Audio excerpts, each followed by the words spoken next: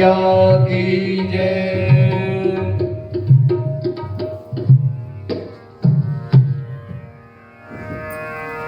ओम लंबोदरम परम सुंदरमेकदंतम रक्तांबरम त्रिनयनम परमं पवित्रम बुद्ध दिवाकर्णिगोचरिकां देहं पंचाचूडमर्दनम्।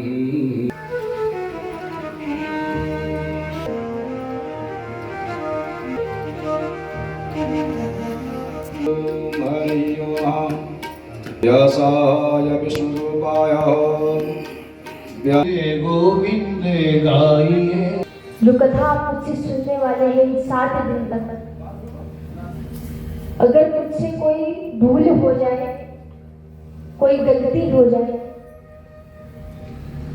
या कोई ऐसी बात जो आपको बुरी लगेगी, तो अपनी ही बेटी समझकर मुझे माफ कर दीजिए। क्योंकि देखिए, हूं तो मैं आपकी ही बेटी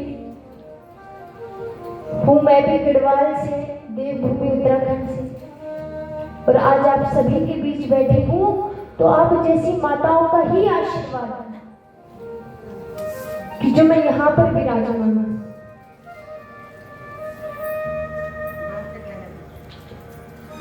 इसलिए कोई भूल चूक हो तो आप सभी माफ कर दीजिएगा। जैसे छोटे बच्चे होते हैं तो वो कोई गलती करते हैं तो हम उनको डांटते हैं और कई बार प्यार से समझाते भी हैं, परंतु उनको माफ कर देते हैं। तो वैसे ही मुझे भी बालक समझकर किसी भी गलती पर माफ कर दीजिए।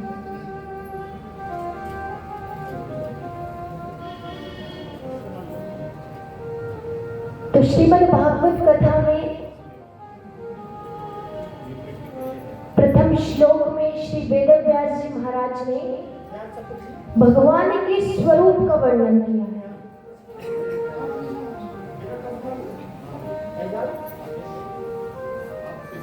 सबसे पहले उन्होंने भगवान के स्वरूप के बारे में हमें बताया है कि भगवान का स्वरूप है तो है कैसे। व्यास जी महाराज कहते हैं, सच्चिदानंद रूपाय विश्वोत्पत्त्यादि हेतवे तापत्रय विनाशाय श्री कृष्णाय वयं नमः। श्री कृष्णाय वयं नमः।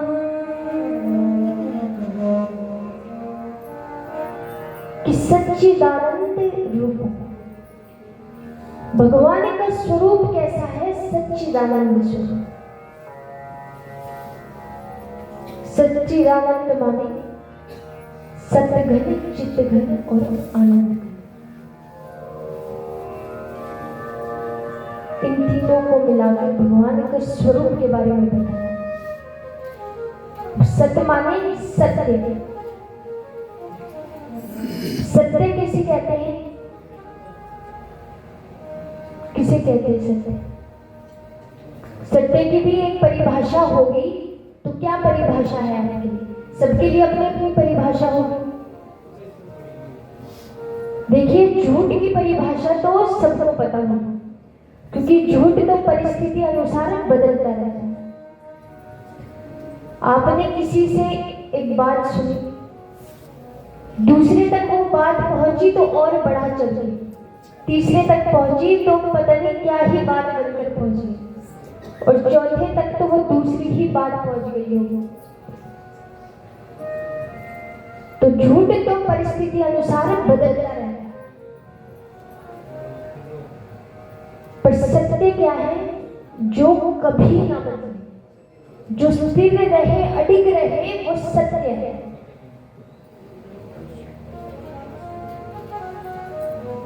अब सत्य की परिभाषा तो हमें पता लग गई कि जो कभी ना बदले, परंतु ऐसी क्या चीज है जो कभी नहीं बदलती? कौन सा व्यक्ति, कौन सी वस्तु, कौन सी चीज ऐसी है जो कभी ना बदले? है कोई चीज? इस संसार में हम सभी रह रहे हैं, तो इस संसार में भी आपने कितनी चीजें ऐसी देखी होंगी कि जो कभी नहीं बदलती? देखी है कोई? नहीं, क्योंकि हर एक चीज बदलती है। जैसे मौसम बदलता है, जैसे हम बदलते हैं समय के साथ, वैसे हर एक चीज बदलती है। परंतु जो नहीं बदलती वो है भगवान। जो कभी नहीं बदलते, जो हमेशा साथ रहते हैं, वो है भगवान।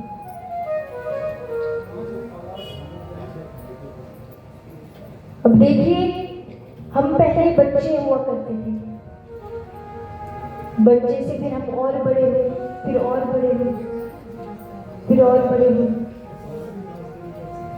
फिर शादी वाली एज तक आ जाते हैं, फिर मिड एज में पहुंच जाते हैं, फिर वृद्ध अवस्था में पहुंच जाते हैं।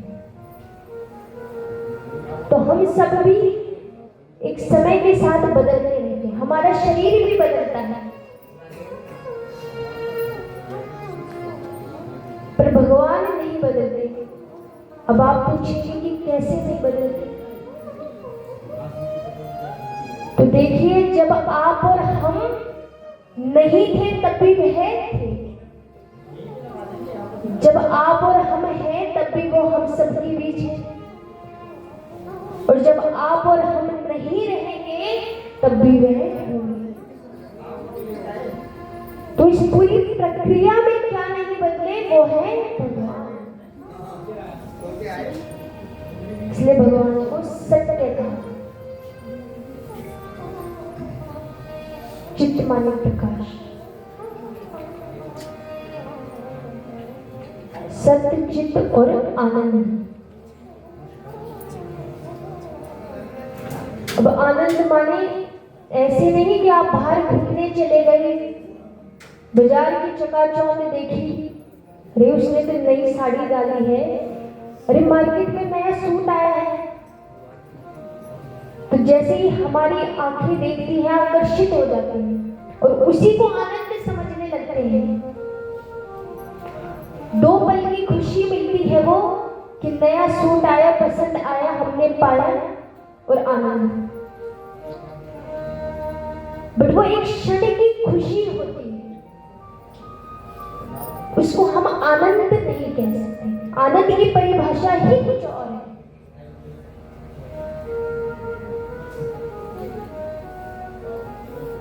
जो साधु संत तपस्या करते हैं, कई सालों से तपस्या करते हैं, सब कुछ संसारिक चीजों को छोड़कर मोह माया से परे, तो वो क्यों इतनी तपस्या करते हैं? क्योंकि उनको वो तपस्या करने से आनंद प्राप्त होता है। आनंद हम सभी के भीतर है। कभी आप गंभीरता से सोचेंगे, इस भाव को समझेंगे, तो हमारे भीतर ही आनंद है, कहीं और नहीं है। बस उस आनंद को समझने की जरूरत है।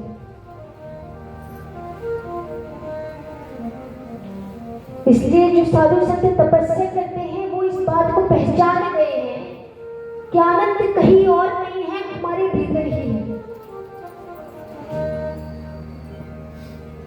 पर हम सब अपने जीवन में जो कुछ भी कार्य करते हैं, किस लिए करते हैं? इसी आनंद को प्राप्त करने के लिए। कुछ भी कार्य करते हैं कि शांति मिले, हमें पीस मिले, इसीलिए हम काम करते हैं कि मुझे शांति चाहिए। और आनंद और शांति कब मिलती है? जब हम भगवान को याद करते हैं और जब भीतर की जो भावनाएं हैं उनको आप महसूस करते हैं, जब आप दुनिया के बारे में सोचना बंद कर देते हैं और स्वयं आप और सिर्फ भगवान का नाम स्मरण, तब जो भावनाएं आप महसूस करते हैं वो है आनंद।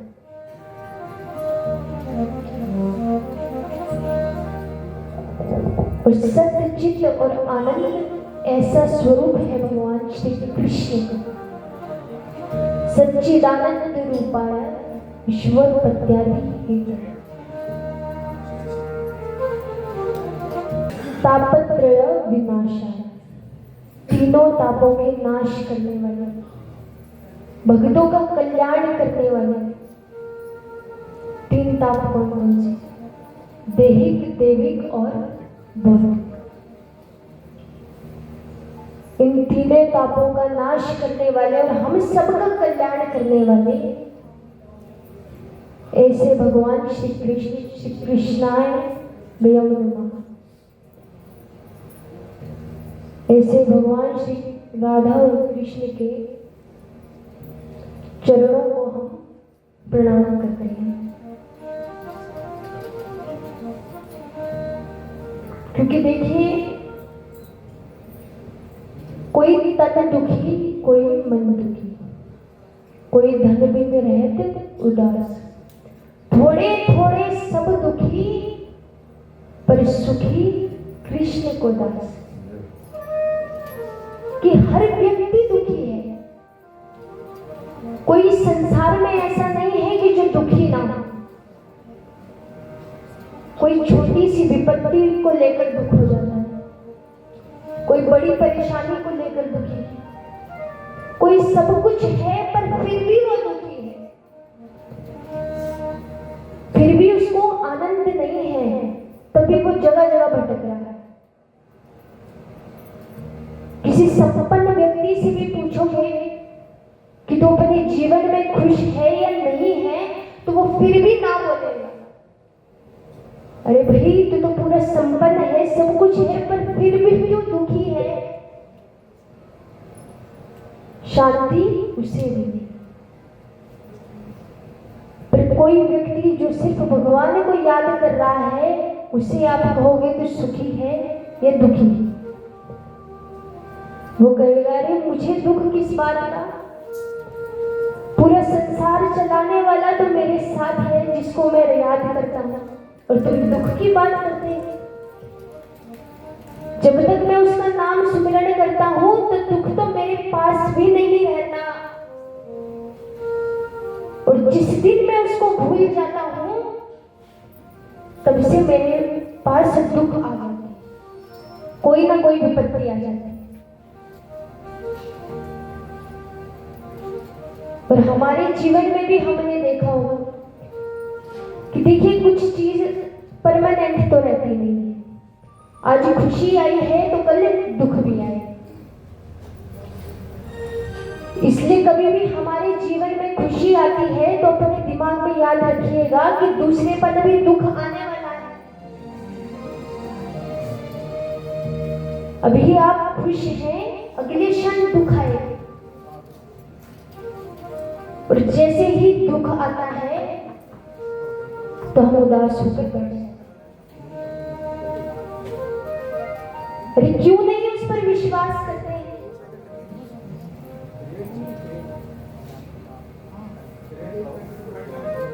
उसका नाम लेंगे तो वो भला आपके साथ कुछ बुरा करेंगे नहीं, पर फिर भी कोई विपत्ति आ जाए तो हम उनको ही कोसते हैं कि प्रभु, मैंने तो तुमसे ये मांगा था, फटाफट मेरा मनोरथ पूर्ण कर दो। भक्ति भी करते हैं तो कुछ मनोरथ रखते हैं, और जब तक वो मनोरथ पूर्ण ना हो जाए तब तक दिन रात पूजा करेंगे, हे प्रभु प्रभु तुम ही हो मेरे जीवन पूरे। और जैसे ही उन्होंने आपकी इच्छा पूर्ण करी, अगले दिन ही मंदिर के पास भी नहीं जाओगे, आप अपनी खुशी में ही मग्न हो जाओगे कि आपको उनका याद नहीं आएगी। कह रही, जिस कारण तू खुश हो रहा है वो खुशी तुझे उन्होंने ही दी है,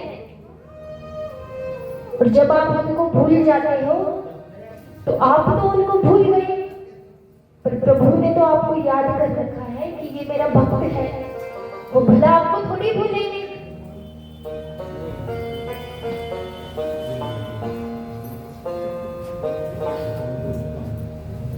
इसलिए इस संसार में हर कोई दुखी है।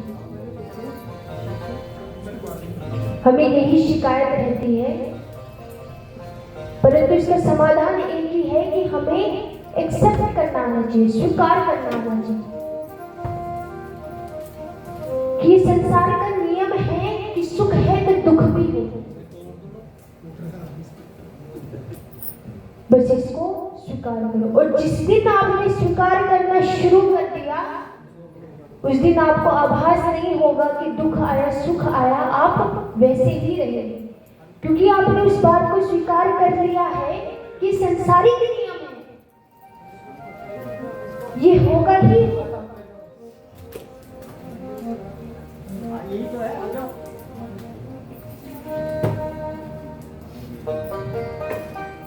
तो महाराज श्री सुखदेव जी महाराज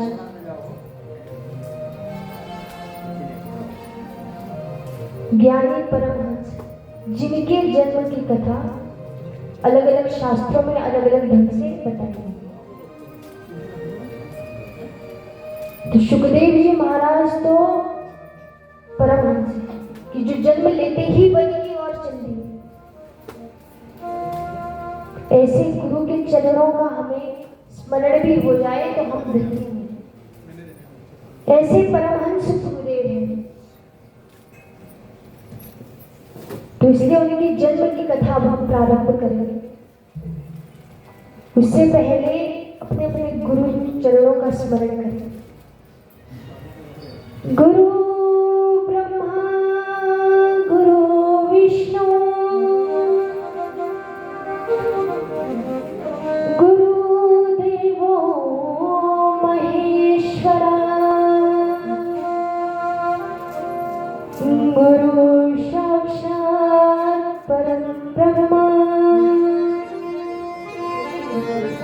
तस्मै श्री गुरुवे नमः।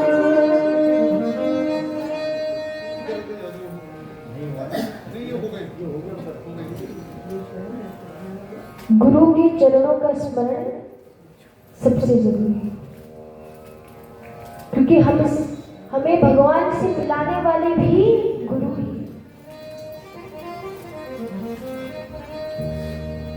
हम तो अज्ञान है, तो हमारे भीतर ज्ञान का प्रकाश कौन देता है? गुरु, जो हमें शिक्षा प्रदान करते हैं।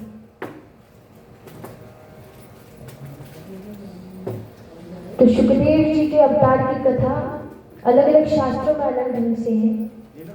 कहा जाता है कि एक बार ब्रह्मा जी ने एक सभा का आयोजन किया और उस सभा में सभी को बुलाया गया, राजा रानी गंधर्व किन्नर महाराजा ऋषियों सभी को बुलाया। और उस सभा में एक सवाल उठाया गया कि 3 लोक 14 भवन में सबसे महत्वपूर्ण वस्तु क्या है? सबसे महत्वपूर्ण। जितने भी लोग सभा में थे सबने अपना अपना मत रखा। कोई कहता सोना, कोई कहता चांदी, कोई हीरा। अब उन सभी को तो यही महत्वपूर्ण रखा कि सबसे अमूल्य वस्तु तो यही है।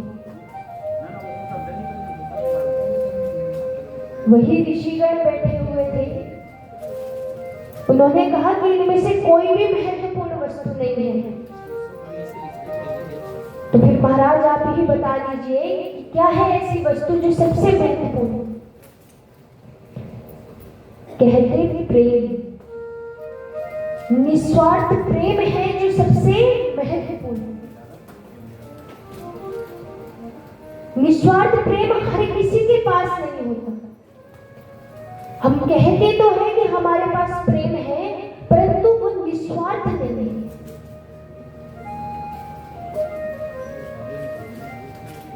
प्रभु से भी हम कहते आपसे प्रेम करते हैं, पर आप स्वयं से पूछेगा कि कभी बिना कामना के आपने प्रभु को याद किया है? उसमें भी आपका स्वार्थ छुपा है, स्वयं आपको ना पता हो शायद कर्मों के, कि ऊपर जाकर हिसाब होगा हमारा। ये भय हर किसी को है। आपका कोई मनोरथ ना हो, पर ये सोचकर तो आप जरूर पूजा करते हैं कि आज नहीं तो कल नहीं, एक दिन तो ऊपर मुंह दिखाना है। भगवान कहेंगे कि क्या करा तुमने इतने वर्ष, तो भगवान को क्या कहेंगे कि प्रभु संसार में इतनी चकाचौंध थी, बाजार घूमते थे, ये लेते थे, यहाँ की बातें उधर उधर की इधर, बस इसी मोह माया में फंस गए। पर जिसलिए आपने हमें भेजा था वो कार्य करना तो भूल ही गए।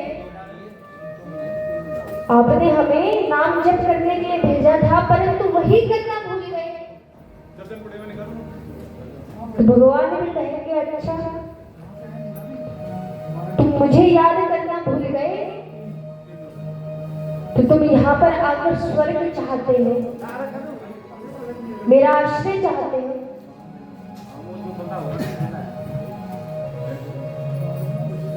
भगवान कहते हैं कि ऐसे तो कर्म तो करना पड़ेगा, तभी तो मेरा आश्रय मिलेगा। इसलिए कर्म तो हमारे हाथों में। तो निस्वार्थ प्रेम हर किसी के पास नहीं है।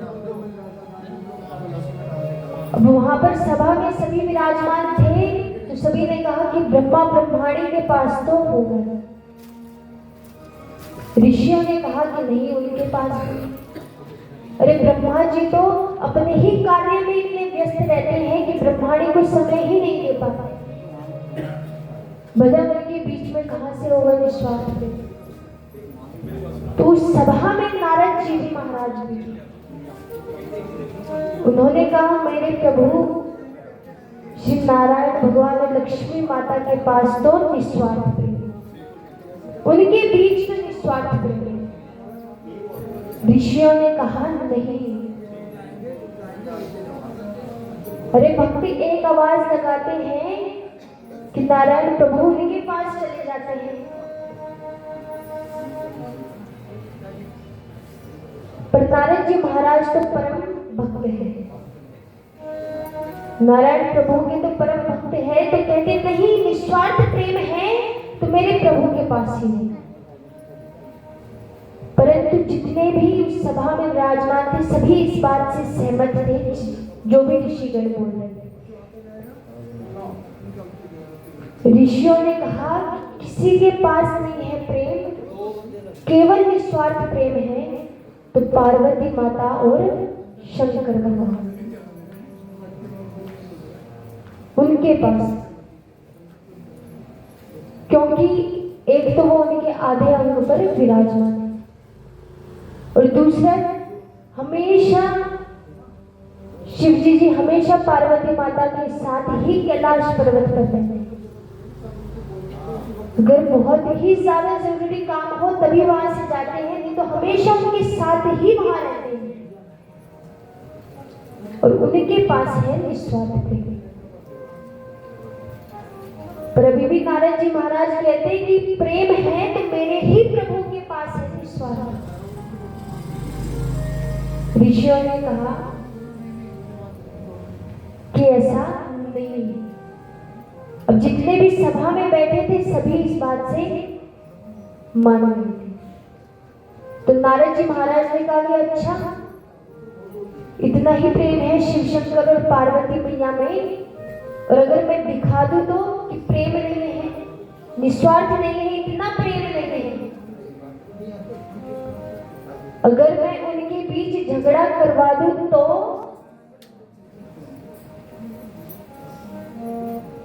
ऋषिगण ने कहा भला ऐसे कैसे हो जाएगा उनके बीच झगड़ा? नारद जी महाराज ने कहा वो तुम मुझ पर छोड़ो, आप बताइए कि अगर मैं उन दोनों के बीच झगड़ा करा दूं तो? अब देखिए आप मुझसे कहेंगे झगड़ा तो होता रहता है, पति पत्नी के बीच झगड़ा तो होता रहता है। आप में से कई माताएं कहती होंगी हमारा तो रोज ही होता है।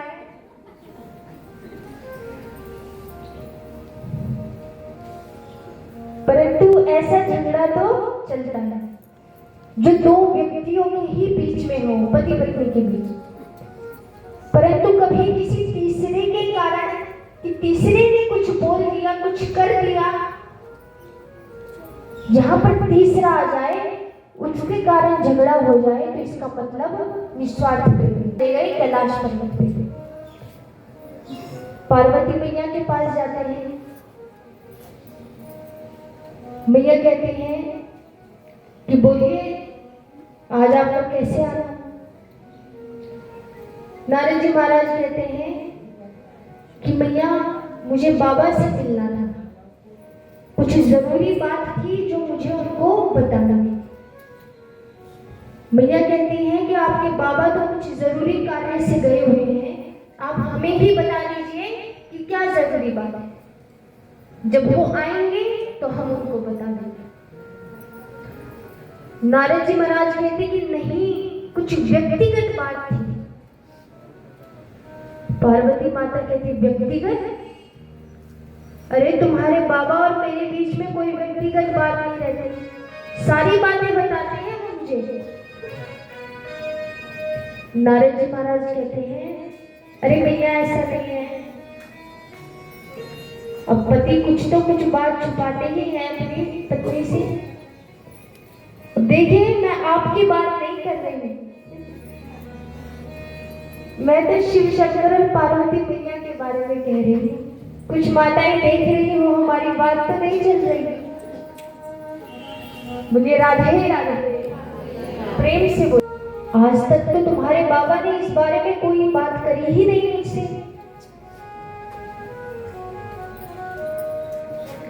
नारद जी महाराज कहते कि वही तो मैया कि अमर कथा केवल बाबा अपने भक्तों को सुनाते हैं, जो जिनसे वो प्रेम करते हैं, केवल उन्हीं को ही अमर कथा सुनाते हैं, बाकी किसी को नहीं। पार्वती मैया कहती है अच्छा। तो नारद जी महाराज ने कहा कि कोई बात नहीं मैया, जब बाबा आएंगे तो तब हम दोबारा आ जाएंगे, आप कोई बात नहीं, अब हम चलते हैं। अब मैया तो अपने मन में यही सोच रही है कि अमर कथा सुनाई तो सुनाई क्यों नहीं बाबा ने अभी तक उनके। और जाते जाते नारद जी महाराज ये भी कह गए कि मैया मैं यहाँ आया था, बाबा को मत बताइएगा। और अपना कार्य सिद्ध करा, चिंगारी लगाई और वहां से चल दिए कि नारायण नारायण। अब मैया कुछ भी कार्य करे तो यही सोचे। भोले बाबा आए तो आज कोई आओ भगत के लिए नहीं है, दरवाजे पर कोई नहीं आया। चलो कोई बात नहीं, स्वयं ही भीतर गए, बैठे तो आज जल भी नहीं पूछा। और समय तो भगवान शंकर कहीं से आते थे तो मैया पहले ही आ जाती थी प्रश्न करने के लिए, बताइए कहाँ गए थे, कार्य हुआ या नहीं हुआ, संपन्न क्या हुआ, कोई मिला, पहले ही 100 सवाल पहले ही। पर आज तो कोई नहीं। अब बाबा को लगा कि कुछ गड़बड़ तो नहीं है। पार्वती मैया को पूछते हैं कह रहे गणेश कार्तिक कहाँ है। अब देखिए कभी पति पत्नी के बीच झगड़ा होता है ना, पति पत्नी के बीच, तो बच्चों को पहले बीच में ले आएंगे। आप सभी को तो पता ही होगा, तो ऐसे ही बाबा ने भी पूछ लिया कि गणेश कार्तिक कहाँ है। मैया ने कहा गए होंगे कहीं, अब मैं अपने पास ही थोड़ी ना बिठा कर रखूंगी। बाबा शांत, बाबा कहे अच्छा देवी जी आपकी तबीयत तो ठीक है। हाँ जी मेरी तबीयत ठीक है। क्यों क्या हुआ? अरे वो आज भांग नहीं मिली, और दिन भांग मिल जाती थी। आज क्या बात हुई, मैया कहती कि यही काम है मेरे कि रोज रोज भांग पीस कर आपके लिए दूं, इसीलिए मुझे ब्याह कर लेकर आए थे। बाबा कहे कि अब तो पक्की बात है कि कुछ तो हुआ है। तो बाबा पूछ लेते कि देवी बताइए हुआ क्या है, आप इतनी क्रोध में क्यों हैं, हमें बताएंगे नहीं तो कैसे पता लगेगा।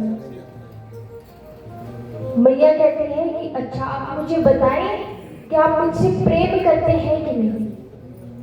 बाबा ने कहा भला ये भी पूछने की बात है, अरे करते हैं हम आपसे प्रेम।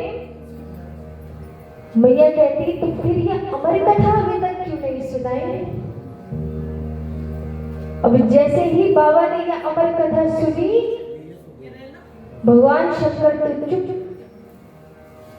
कि अब देवी को किसने ये अमर कथा बता दी। नेत्र बंद करिए तो सारा दृश्य भगवान को दिखे कि नारद जी महाराज आए थे यहाँ और क्या कर कर गए।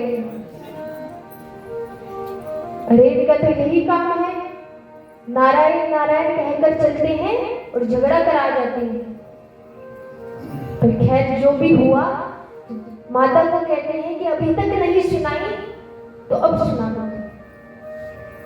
मैया ने कही कि अब तो सुनानी ही पड़ेगी, पर अभी तक क्यों नहीं सुनाई ये बताओ। बाबा कहते कि देवी ये अमर कथा की ये खास बात है कि जो भी इसको श्रवण करता है तो वो अमर हो जाता है। और आपको तो पता ही है कि स्त्रियों के पेट पर बात नहीं बचती, और यदि मैं आपको श्रवण करा देता तो आप तो फटाफट दूसरे को भी बता देते, और ऐसे तो अमर कथा सुनकर सभी अमर हो जाते, तो इसलिए नहीं बताइए। तो यहाँ से हैंडलिंग है। तो माता कहती कि अच्छा तो आप मुझे अब कथा सुना दीजिए, मैं पक्का किसी से नहीं कहूंगी, किसी को नहीं सुनाऊंगी कथा। भगवान शंकर और पार्वती माता कैलाश पर्वत पर जा रहे हैं। कल्प वृक्ष के नीचे विराजमान होकर शिव शंकर भगवान पार्वती मैया को कथा सुनाना प्रारंभ, परंतु उससे पहले भगवान एक ताली बजाते हैं तो जितने भी जीव जंतु होते हैं वो सारे भाग जाते हैं, और दूसरी ताली बजाते हैं तो भगवान शंकर का जो त्रिशूल है वो चारों ओर भ्रमण करता है कि कोई है तो नहीं, और तीसरी ताली बजाते हैं तो सुगंधित हवाएं बहती हैं। इसलिए जब भी आप कीर्तन में जाते हैं कोई आपको ताली बजाने के लिए कहे तो क्यों कहते हैं कि जब आप ताली बजाते हैं तो आपको पूरा ध्यान भजन में, कीर्तन में और प्रभु में होता है। तो आपके बगल वाले क्या कह रहे हैं इससे आपको कोई मतलब नहीं, आपको पूरा ध्यान तो प्रभु के चरणों में। इसीलिए आपको ताली बजवाते हैं कि बीच में कोई भी असंगतियां आए तो आप डगमगाए नहीं, प्रभु का स्मरण आपका चलता है।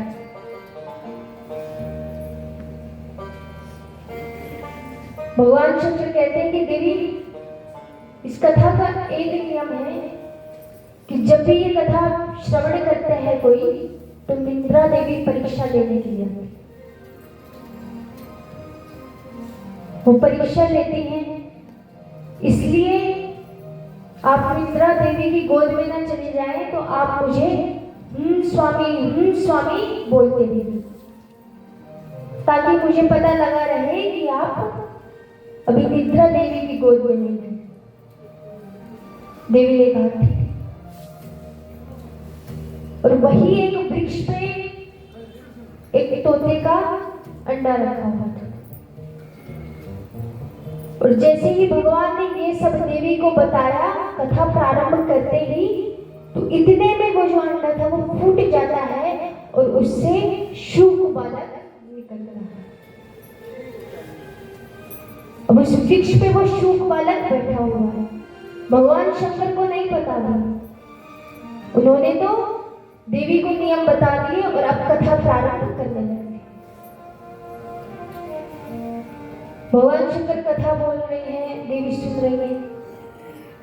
देवी निद्रा देवी की गोद में चली गई, पर भगवान शंकर अपने ध्यान में ही मग्न है, वो कथा सुनाई जा रही है।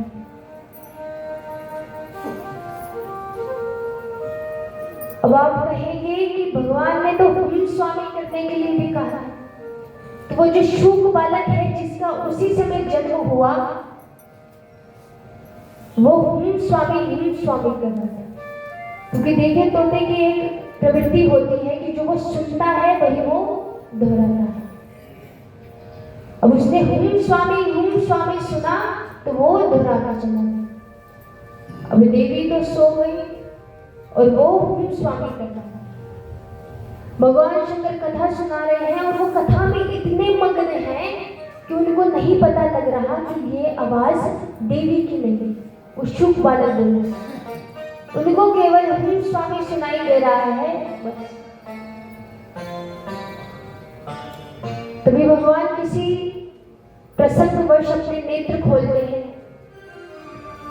नेत्र खोलते हैं तो देखते हैं देवी तो निद्रा देवी की गोद में चली गई। देवी को जगाते हैं। देवी कहते हैं, अरे प्रभु मुझसे भूल हो गई, आप दोबारा कथा प्रारंभ करें, अब की बार मैं नहीं सोऊंगी। भगवान कहते हैं वो तो कोई बात नहीं, परंतु इतनी देर से ये हम स्वामी कौन कर रहा था। जैसे ही भगवान ने देखा तो उस वृक्ष पर एक शूक बालक जो हम स्वामी करते जा रहा है। और भगवान को क्रोध आ गया कि मैंने जब सभी जीव जंतुओं को यहाँ से भगा दिया था, तो ये शूक बालक कैसे यहाँ पर बैठकर इसने कथा श्रवण कर। भगवान को नहीं पता कि उसके बाद वो जन्म है। भगवान त्रिशूल लेकर पीछे और वो तोता आगे है। 3 लोग 14 भवन घूमते जा रहे हैं, वो तोता सहायता के लिए चिल्ला रहा है। अब देखिए राक्षसों से खतरा हो तो देवताओं के पास जाते हैं, यदि देवताओं से ही खतरा हो तो किसके पास जाते हैं? ब्राह्मण देव के पास। वो शूक बालक गया श्री कृष्ण द्वैपायन वेदव्यास जी महाराज के स्थान पर, और वहां पर उनकी पत्नी बैठी हुई थी जो उबासी ले रही थी। जैसे ही उनकी पत्नी ने उबासी दी कि वो शूक बालक आता है और उनके मुख में प्रविष्ट होकर उसके गर्भ में चला जाता है, और वहां पर ही तुरंत उसके पीछे शिव शंकर पड़ता है। व्यास जी महाराज प्रणाम करते हैं कि हे प्रभु आप हमारे घर आए, भाग्य थी बनाए, कोई कार्य है जो आप यहाँ पर आए। भगवान कहते हैं कि हमारी कोई वस्तु चुराकर आपके घर में प्रवेश करेंगे। व्यास जी महाराज कहते हैं कि आपके यहाँ से कोई वस्तु भला आपके पास चुराने के लिए है क्या कि कोई आपसे कुछ चुराए? अरे मतलब बेलपत्र वगैरह ही सब आपके पास रखे रहते हैं, तो चुराने के लिए क्या है? भगवान कहते हैं कि हमारी कोई अमर कथा चुरा कर ली है और आज हम उसको नहीं छोड़ेंगे। आज तो मैं उसको मार डालूंगा, उसने भूल से हमारी अमर कथा श्रवण कर।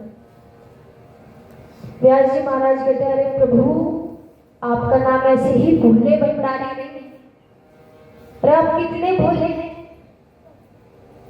जब उसने अमर कथा सुन ली है तो भला आप उसको कैसे मार पाएंगे? और आप कह रहे हैं कि आज मैं उसको मारूंगा।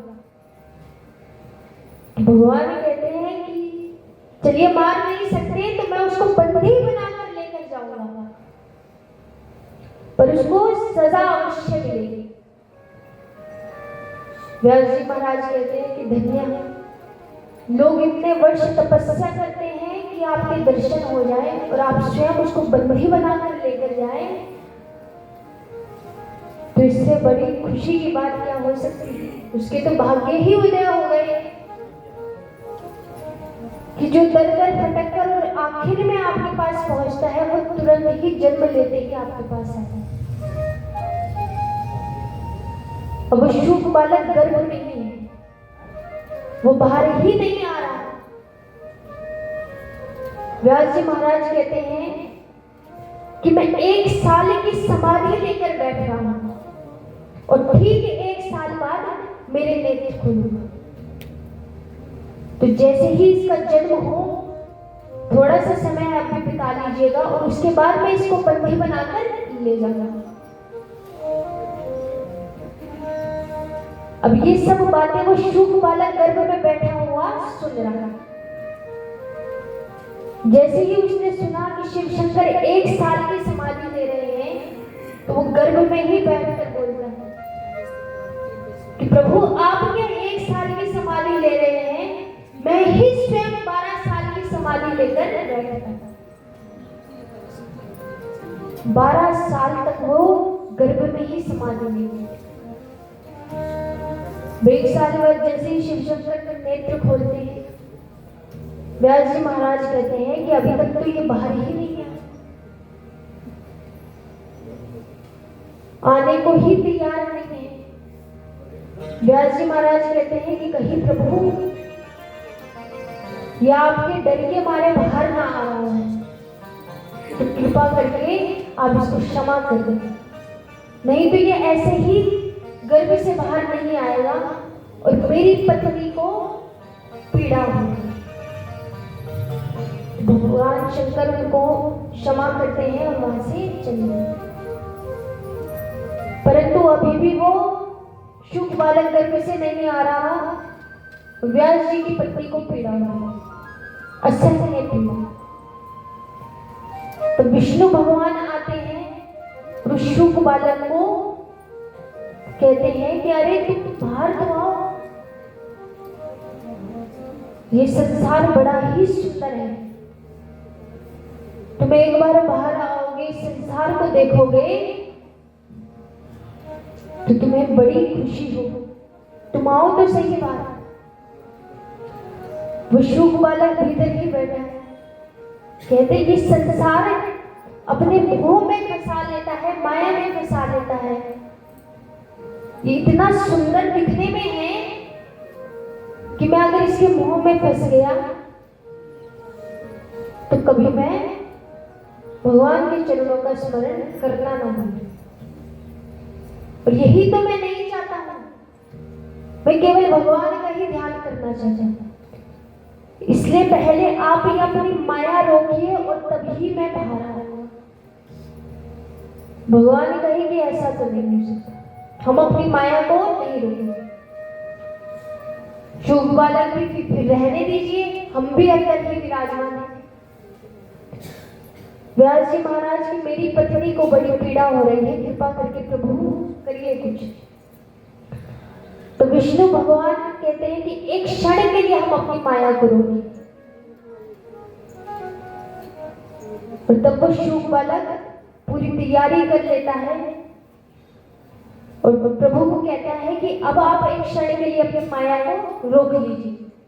तो जैसे ही वो माया को रोकते हैं कि उसी समय गर्भ से श्री सुखदेव जी महाराज का जन्म होता है।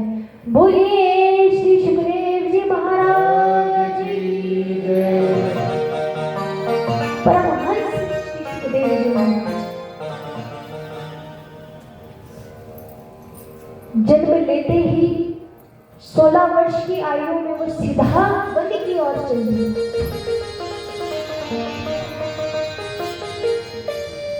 संसार से कोई मतलब नहीं, सीधा वन की ओर चल दिए। माता पिता से भी कोई संबंध नहीं, उनका केवल एक ही लक्ष्य है, वो है प्रभु का स्मरण और समाधि।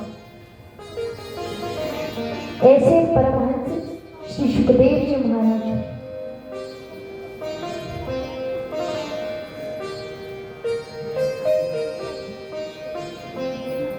नैमिषारण्य की पावन भूमि में श्री सूत जी महाराज शौनकादिक ऋषियों को ये मंगलमय कथा सुना रहे हैं। शौनकादिक ऋषि सूत जी महाराज से प्रश्न करते हैं कि प्रभु, हमारे भीतर एक अज्ञान, एक अंधकार व्याप्त है और इस अंधकार को दूर करने के लिए सूर्य भगवान समर्थ है कि कहीं भी अंधेरा हो तो सूर्य की किरणों से वो अंधेरा ध्वस्त हो जाए।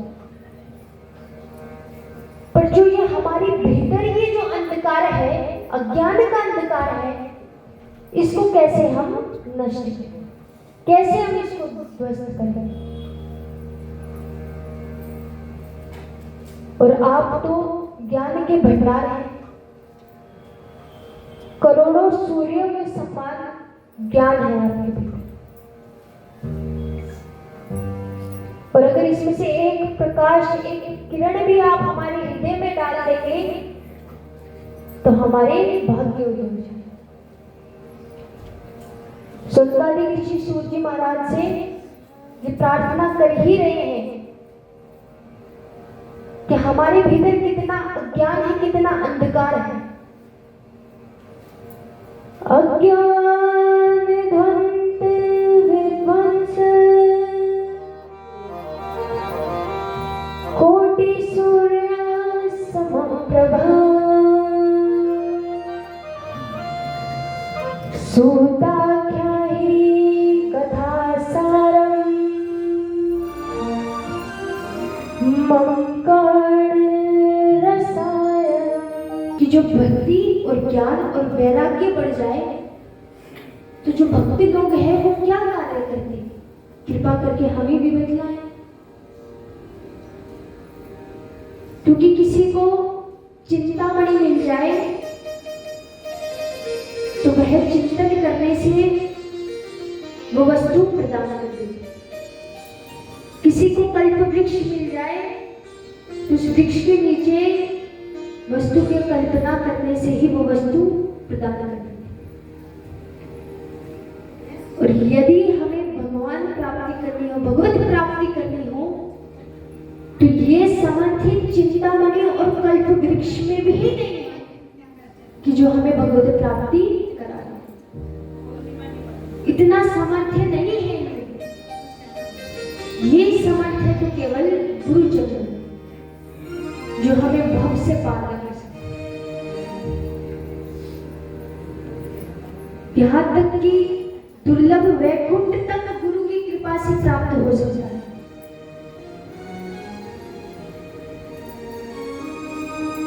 सूत जी महाराज जब ये सब ऋषियों के मुख से सुनते हैं तो वो गदगद हो जाते हैं कि आपके भीतर हमारे लिए इतना प्रेम, वो है मृत्यु का। प्रत्येक प्राणी को मृत्यु का भय है, सभी को मृत्यु लोक से डर लगता है। उस भय को नष्ट करने के लिए केवल एक ही सार है, वह है श्रीमद् भागवत कथा। कि जो प्राणियों के भीतर जो भय है मृत्यु का, वो केवल कथा श्रवण करने से ही खत्म हो सकता है। तो वो कल्याण के मार्ग खोजेंगे। ब्राह्मणों के पास जाने लगे, साधु संतों के पास जाने लगे कि महाराज मेरी 7 दिन के भीतर मृत्यु होने वाली है, और कुछ समाधान बताइए कि ऐसा क्या करूं जो मेरा कल्याण हो जाए। क्योंकि उनको श्राप मिला था कि 7 दिन के भीतर तुम्हारी मृत्यु होगी। और वो श्राप क्या था वो आप आगे की कथा में श्रवण करते हैं। ऐसे ही परीक्षित जी महाराज को जब पता लगा तो उन्होंने अपना सारा राजपाट छोड़ दिया था, क्योंकि अब उन्हें पता था कि अब मुझे कोई भी भवसागर तार सकती है तो वो है भगवत जी।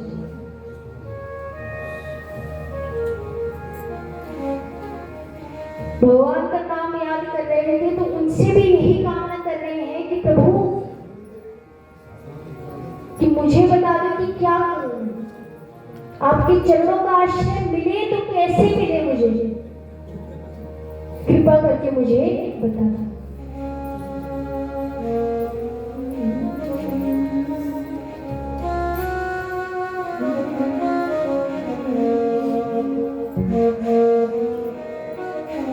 और हम सबके भीतर भी यही प्रश्न है कि प्रभु हमें सब चीज का ज्ञान है, अच्छा बुरा क्या है सबका हमें ज्ञान है, पर हम फिर भी भटकते रहते हैं क्योंकि ये जो संसार का मोह है ये हमें अपनी ओर खींच लेता है। हम जानते हैं कि हमें आपको याद करना है, हमें आपका नाम लेना है, इसलिए कृपा करके मुझे बताइए कि मैं कैसे आपके चरणों तक आऊं, कुछ सार बताइए। तो हम सबको भी प्रभु से यही प्रार्थना करनी है।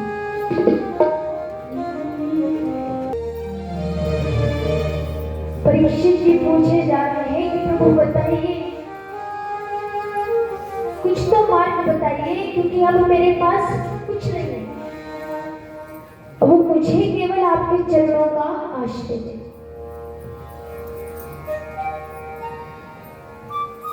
प्रभु भक्तों की बात तो सुनते हैं। तो तभी परीक्षित जी का ये जो दुविधा है दूर करने के लिए श्री सुखदेव जी महाराज उनको श्रीमद् भागवत कथा श्रवण करवाते हैं। भगवान आपकी मदद करते हैं, किसी न किसी को सार बनाकर करते हैं। जब भी आप बताते हो कि प्रभु मेरी ये दुविधा है बताइए, तो वो स्वयं तो आपके सामने प्रकट नहीं हो जाएंगे, इतने अच्छे तो हमारे कर्म ही नहीं, परंतु किसी न किसी को सार बनाकर देते। और देखिए भगवत प्राप्ति का मतलब ये नहीं कि भगवान हमारे सामने प्रकट हो जाए तो हमें भगवत प्राप्ति नहीं। अरे हमारे भीतर इतना ज्ञान आया ही कहाँ है प्रभु के स्वरूप का, अभी तो हम उनकी धूल बराबर भी नहीं है कि जो हमारे सामने प्रकट हो।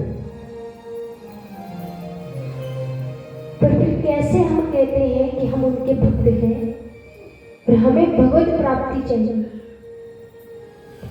क्योंकि जब आपके भीतर सरलता आ जाए, निर्मलता आ जाए, जब आप खुद से पहले दूसरे की पीड़ा को समझे, किसी व्यक्ति को देखे आप पीड़ा में, तो आप उसकी दुविधा, उसकी पीड़ा को समझे, उसकी जगह स्वयं को रख के देखिए। जब आपके भीतर ये भाव आने लग जाए तो तब आप असलियत में मानव हैं और तब आपको भगवत प्राप्ति होने लगे। वो भगवान का आशीर्वाद ही होता है जिसके कारण आपके भीतर ये भाव आते हैं, नहीं तो संसार की आबादी बहुत है और अगर हर कोई मानव इतना सरल हो जाए तो फिर क्या ही बात है। परंतु इतनी सरलता है ही तो नहीं, और वही सरलता हमें अपने भीतर लाना है, वही प्रेम हमें अपने भीतर लाना है। जो भीतर से छल कपट है वो बाहर लाना है, तब हमें भगवत प्राप्ति होनी शुरू होगी। अब परीक्षित जी को कल्याण के लिए जब उनको कथा सुनाना प्रारंभ किया श्री सुखदेव जी महाराज ने, तो वहां पर सभी देवता तंत्र समागम, सभी के सभी देवता अमृत का कलश लेकर और सुखदेव जी के सम्मुख। सुखदेव जी को कहते हैं कि गुरुदेव हमने सुना है कि आप परीक्षित जी को श्रीमद् भागवत कथा रसपान करा रहे हैं, उनकी मृत्यु होने वाली है और कल्याण के लिए आप आप ये कथा सुना रहे हैं, तो आपको ये सब कुछ करने की आवश्यकता नहीं है। हम ये अमृत का कलश लेकर आए हैं, केवल आपने ये उनको पान करना है और वो अमर हो जाएंगे। जैसे ही सुखदेव जी ने ये सुना, सुखदेव जी तो देवताओं को देखते ही रह गए कि इनको हुआ क्या है। जिस स्वयं अपना अमृत का कलश लेकर और हमारे सामने आए। अरे देवता तो बिना स्वार्थ के कहीं जाते ही नहीं है, और यहाँ पर तो आए दिन किसी न किसी की मृत्यु होती रहती।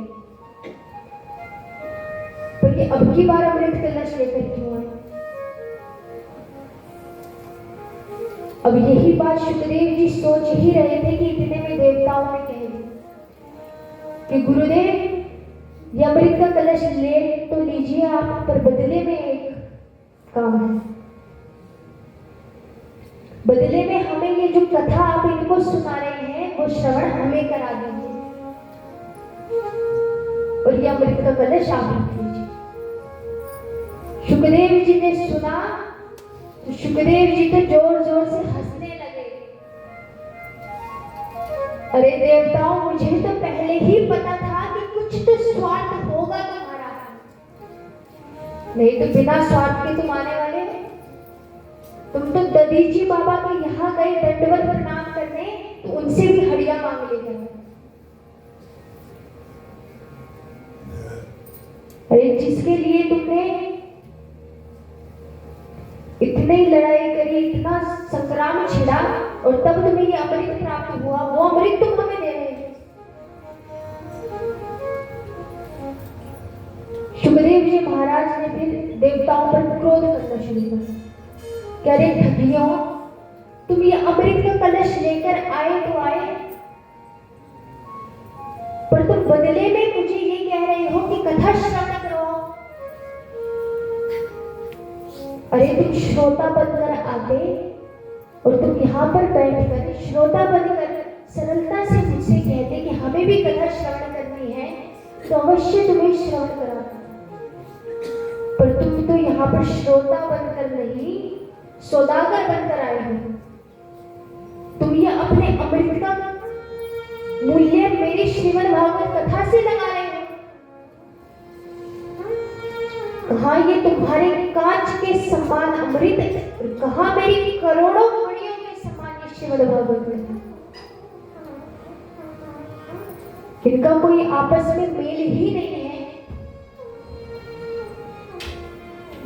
कम से कम मेल की तो वस्तु लेकर आते। इतना सुखदेव जी कहकर डांट फटकार कर उन देवताओं को वहां से भगा देते। अब देवता लोग अपने पिता ब्रह्मा जी के पास जाते हैं कि देखिए श्री सुखदेव जी महाराज वहां पर श्रीमद् भागवत कथा मानवों को सुना रहे हैं, और हमें देवता होकर भी श्रवणपान नहीं करने दे रहे। हम जानना चाहते हैं कि इस कथा में ऐसी क्या विशेषता है।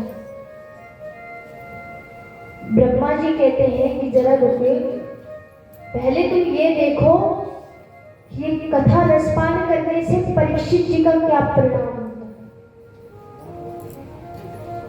है। 7 दिन की कथा जैसे ही परीक्षित जी ने श्रवण करी, तो श्रवण करते ही वो परम पद को प्राप्त हो गए।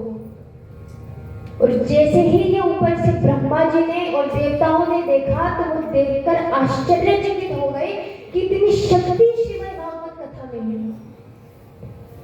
और ब्रह्मा जी ने तो देखा कि तुरंत तराजू मंगाया कि लाए तराजू, और एक पलड़े में रखी श्रीमद् भागवत कथा और दूसरे पलड़े में सभी धर्मशास्त्र, जितने भी ग्रंथ, जितने भी शास्त्र हैं, सभी रखे। और जैसे ही तराजू को तोला, देखा कि श्रीमद् भागवत कथा नीचे और सभी ग्रंथ जितने हैं वो ऊपर लटक रहे। और ये देखते ही ब्रह्मा जी ने तुरंत घोषणा करा दी कि इस कलयुग में स्वयं श्री कृष्ण ही पापों का नाश करने के लिए भक्तों स्थापित करने के लिए इस घोर कली काल में श्रीमद् भागवत कथा में वो स्वयं विराजमान है। उनकी हर एक कही बात वो स्वयं इसके भीतर विराजमान है। और हम देखते भी हैं कि इस घोर कलयुग में केवल श्रीमद् भागवत कथा है जो धर्म को स्थापित करे।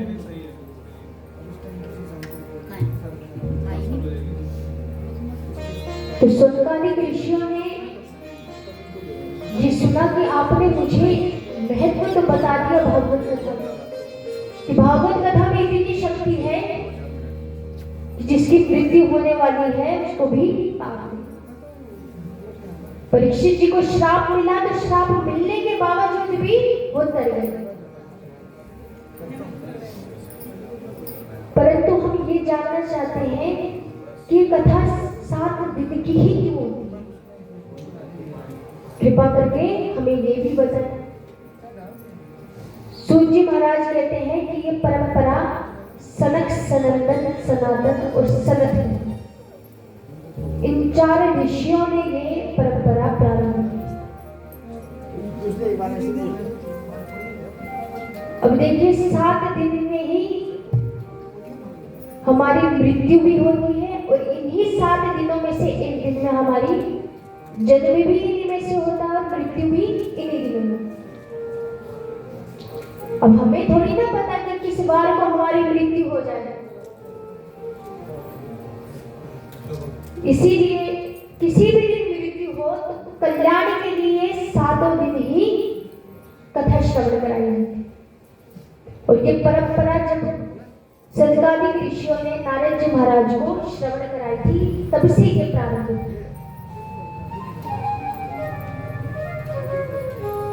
तो 88,000 जो ऋषि ये कथा सुन रहे हैं सूत जी महाराज के मुख से, वो कहते हैं कि नारद जी महाराज ने कथा सुनी। अरे वो एक क्षण के लिए कहीं रुकते ही नहीं, वो तो नारायण करते करते हर जगह घूमते रहते हैं। तो भला ऐसा क्या हो गया कि जो उन्होंने ही कथा सुनी? सूत जी महाराज कहते हैं कि एक बार नारद जी महाराज बद्री विशाल नारायण धाम में, और वहां पर उनकी भेंट सनकादिक ऋषियों से होती है। सूत जी महाराज कहते हैं कि एकदा ही विशालाया चतवार ऋषियों मना सत्संगार्थ समायाता ददृशु तत्र नारदम्।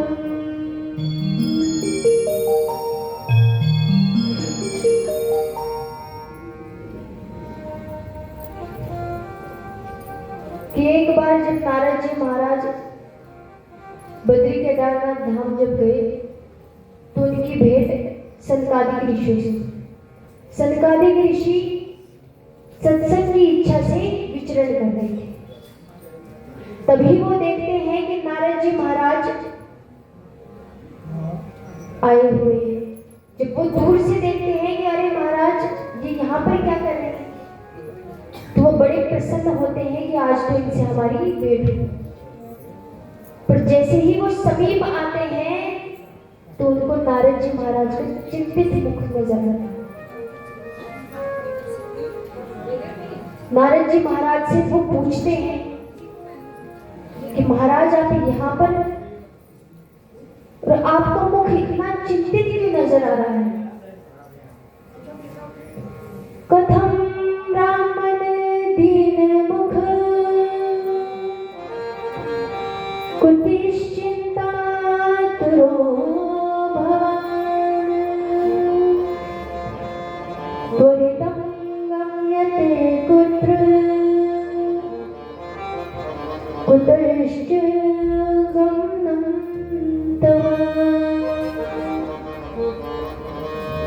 कि महाराज आप चिंतित ही नजर आ रहे हैं। ऐसी क्या दुविधा आ गई कि जो आप चिंता में हैं? भला साधु संतों का कुछ भी वस्तु खो जाए, ऐसे आप नजर आ रहे हैं कि जैसे आपको कोई सामान चोरी हो गया है।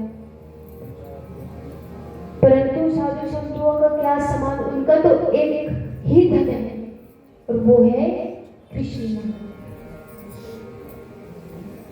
कि भगवान का नाम ही आप सभी का धन है और उसको कोई चुरा भी नहीं सकता, तो फिर आप क्यों चिंतित हैं?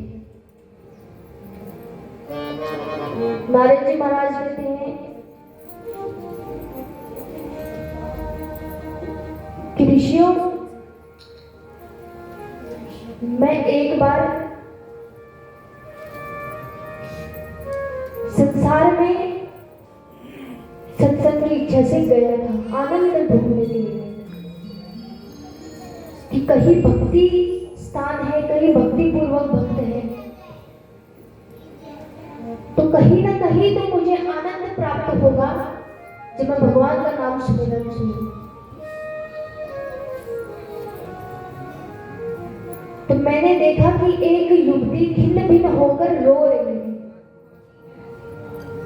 और उसके बगल में कई देवियां हैं, कोई उसको चुप करा रही है, कोई पानी पिला रही है, कोई पंखा हिला रही है। और देवी के बगल में दो बूढ़े अवस्था में, अचेत अवस्था में पड़े हुए वृद्ध, और वो युवती रोई जा रही है, रोई जा रही है। मैं उनसे पूछना तो चाहता था कि देवी क्या हुआ, पर जितने में मैं उनसे पूछता इतने में उन्होंने ही मुझे देख लिया। जैसे ही उन्होंने मुझे देखा, देखते ही मुझे रोक लिया कि भो भो साधु शरणम तीष्णाम चिंताम विनाशे दर्शनम तव लोकस्य सर्वधाग हरम। जैसी वो मुझे देखती है तो कहती है कि महाराज आप रुकिए, अब कहाँ जा रहे हैं आप? जैसे संत के मुझे दर्शन हुए हैं, तो आपसे भेंट तो हो जाएगी। नारद जी महाराज कहते हैं कि देवी आप रो क्यों रही थी? क्या बात हो गई जो आप ऐसे रो रही हैं? तो वो देवी कहती है नारद जी महाराज को कि अहम भक्ति रीति ख्याता ईनो में तनियो मतो ज्ञान वैराग्य नामानो काल योगे जय जय। कि महाराज मेरा नाम भक्ति है और ये दोनों जो वृद्धावस्था में आप अचेत पड़े हुए देख रहे हैं, ये दोनों भी मेरे ही पुत्र हैं, ज्ञान और वैराग्य। समय की विडंबना तो देखिए कि माँ तो नवयुवती है, परंतु उसके बच्चे अचेत अवस्था में, वृद्ध अवस्था में।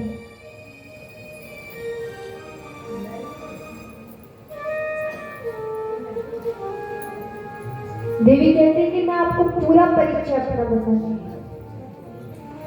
कि मेरा जन्म दक्षिण भारत में हुआ, कर्नाटका में मैं पली बड़ी और कई प्रदेशों में मैं गई, कई जगह मुझे सम्मान प्राप्त हुआ जहां पर भक्ति स्वस्थ अवस्था में थी, जहां पर बहुत भक्ति थी। पर कई कई प्रदेश ऐसे भी थे जहां पाखंड ही पाखंड था और वहां पर मैं खंडित हो गई। भिन्न भिन्न अवस्था में मैं वहां से वृंदावन चली और जैसे ही मैंने वृंदावन में प्रवेश किया कि मैं दोबारा नवयुवती हो गई। परंतु भक्ति हो गई, परंतु मेरे जो दोनों पुत्र हैं ज्ञान और वैराग्य वो वृद्ध हो गए। अब आप ही कुछ समाधान बताइए, क्योंकि मुझे तो कुछ समझ नहीं। आप इतने बड़े संत हैं, कुछ करिए महाराज। नारद जी महाराज कहते हैं कि देवी आप चिंता मत करिए, मैं आश्वासन देता हूं कि आपके जो पुत्र हैं वो जल्द ही स्वस्थ हो जाए, अब चिंता नहीं। अरे देवी, केवल आप सिर्फ भगवान के चरणों का स्मरण करें, क्योंकि जहां जहां भक्ति होती है भगवान भी वहां वहां होते हैं। अरे जहां आप होंगी भगवान भी तो वही होंगे। जिसके भीतर भक्ति आएगी तभी तो प्रभु आपके पास आएंगे, तभी तो उनके भाव आपके भीतर आएंगे, जब आपके भीतर भक्ति आएगी। इसलिए आप तो सर्वप्रथम हैं, हर एक प्राणी के लिए सर्वप्रथम आप हैं। हर किसी को भक्ति चाहिए। नारद जी महाराज ज्ञान और वैराग्य को स्वस्थ करने के लिए वेद वेदांतों के पाठ करते हैं। तेज तेज ध्वनि में वेद वेदांतों के पाठ चल रहे हैं, सभी शास्त्र सुना डाले, परंतु कोई भी प्रभाव नहीं। यहाँ तक श्रीमद् भगवद गीता का भी सार सुना था, पर फिर भी कोई प्रभाव नहीं। जब तक पाठ चलता तब तक ज्ञान और वैराग्य चेतनावस्था में है, पर जैसे ही संपन्न होता तो वो दोबारा अचेत अवस्था में चल जाता। नारद जी महाराज उनके कानों में जाकर कहते हैं, उठो ज्ञान, उठो वैराग्य। तो उठकर और फिर तुरंत अचेत अवस्था। नारद जी महाराज कहते हैं कि मुझे भी कुछ समझ नहीं आया कि अब मैं क्या करूं।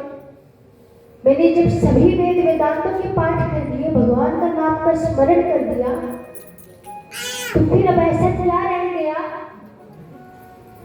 जो मैंने नहीं किया और जो ये स्वस्थ नहीं।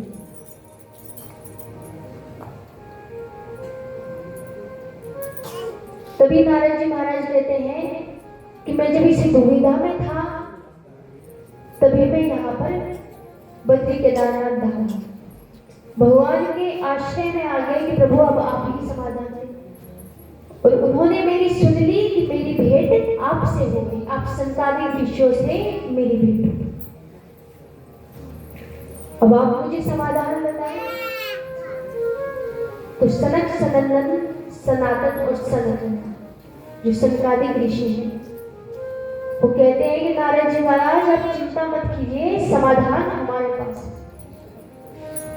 आप केवल तैयारी कीजिए श्रीमद् भागवत कथा प्रारंभ करने, उसी से ही ये स्वस्थ होंगे, उसी से ही इनका कल्याण होगा।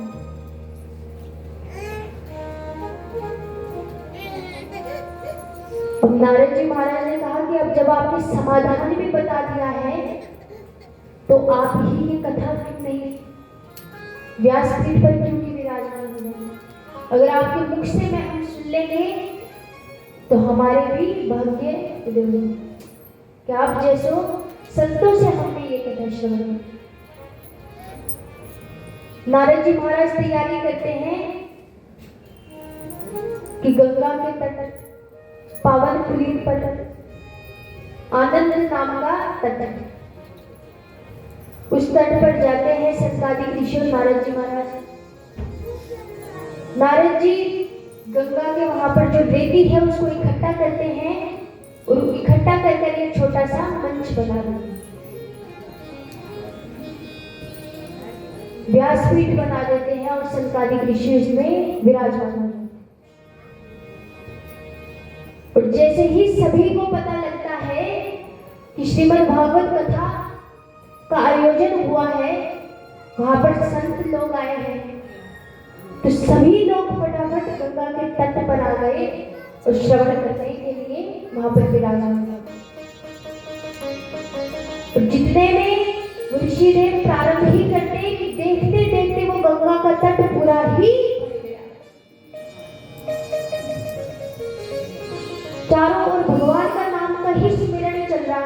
जयकारा लगा रहा है, कोई शंख फूंक रहा है, कोई तालियां बजा रहा है, कोई मन में ही प्रभु को याद करता है। और अब सत्कालीन ऋषियों ने भी कथा प्रारंभ करी कि सदा सेव्य श्रीमद्भागवती कथा यस्याः श्रवणमात्रेण हरिश्चित्तं शमक्षेत्। जितने में सत्कालिक ऋषियों ने केवल भागवत का महत्व ही बताया था, महात्मा सुना ही रहे थे कि इतने में सभी को, जितने भी लोग पंडाल में बैठे थे, सभी को एक दिव्य अलौकिक ध्वनि सुनाई दी थी। और जैसे ही वो देखते हैं कि भक्ति महारानी अपने पुत्र ज्ञान और वैराग्य के साथ झूम झूम कर खड़ी होकर नाच रही हैं और प्रभु के नाम का संकीर्तन कर रही है। श्री कृष्ण गोविंद हरे मुरारी हे नाथ नारायण वासुदेव। श्री कृष्ण गोविंद हरे मुरारी हे नाथ नारायण वासुदेव। कृष्ण गोविंद हरे मुरारी हे नाथ नारायण वासुदेव। हे नाथ नारायण वासुदेव। हे नाथ नारायण वासुदेव। हे नाथ नारायण वासुदेव। हे नाथ नारायण वासुदेव। श्री कृष्ण गोविंद हरे मुरारी हे नाथ नारायण वासुदेव। श्री कृष्ण गोविंद हरे मुरारी हे नाथ नारायण वासुदेव। भक्ति महारानी के साथ सभी लोग नाम संकीर्तन करने लगे। सभी प्रसन्न हो गए जिस मनोरथ के लिए श्रीमद् भागवत कथा करी और ज्ञान और वैराग्य स्वस्थ हो गए। नारद जी महाराज देखते हैं तो वो भी प्रसन्न हो जाते हैं। भक्ति महारानी तो झूम ही रही। जैसे ही सभी साप्ताहिक दिवस की कथा श्रवण करते हैं, उसके बाद नारद जी महाराज सत्कालिक ऋषियों का धन्यवाद करते कि महाराज भागवत कथा की इतना प्रभाव है, इतना महत्व है, मुझे नहीं पता था। शक्ति तो है प्रभु के नाम में, ये तो पता थी, पर ये ऐसे ज्ञान और वैराग्य स्वस्थ हो जाएंगे ये मुझे अब पता है। परंतु मेरा एक प्रश्न है कि जिस प्रकार से ये ज्ञान और वैराग्य स्वस्थ हुए हैं, अचेत अवस्था से चेतनावस्था में आए हैं, तो क्या यही प्रभाव है श्रीमद् भागवत कथा का कि कोई व्यक्ति है जिसके भीतर भक्ति कम है, ज्ञान कम है, ये वैराग्य नहीं हो रहा, वो वैराग्य चाहता है, तो जब वो इस कथा को श्रवण करे तो उसके भीतर यह भाव आने लग जाए। क्या इस कथा में इतनी क्षमता है कि जो पापों के जो पाप है उनका नाश कर सके, जो हम सब के पाप हैं हमारे पापों का नाश कर सके, शोधन कर सके। क्या ये संभव है कि कथा श्रवण से ये हो सकता है? कृपा करके हमें बताएं।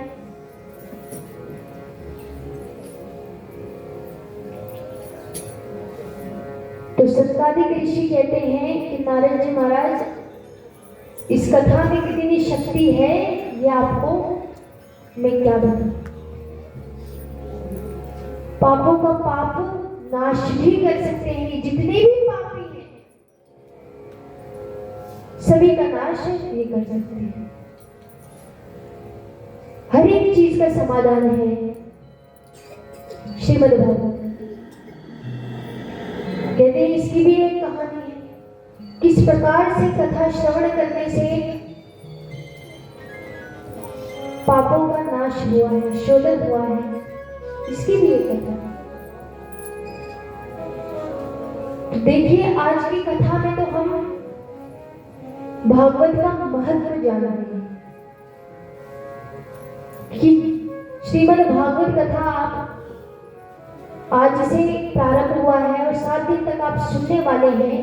तो इस कथा का महत्व क्या है कि जो आप सब लोग बैठकर श्रवण कर रहे हैं, तो क्या शक्ति है वो आज हम जानेंगे। फिर कल से तो भगवान की लीलाएं, भगवान की कहानियां, क्या क्या हुआ उनकी कथा श्रवण करेंगे, पर आज केवल महत्व है। संतादिक ऋषि कहते हैं कि इसकी भी हम आपको एक कथा सुनाते हैं। एक बार एक पंडित जी थे, आत्मदेव शर्मा, बड़े ही विद्वान पंडित थे, ज्ञानी थे, बहुत ज्ञान था उन्हें और बड़े ही सरल स्वभाव के थे। बहुत निर्मलता थी उनके भीतर और वही उनकी पत्नी थी जिसका नाम था दुंदिल।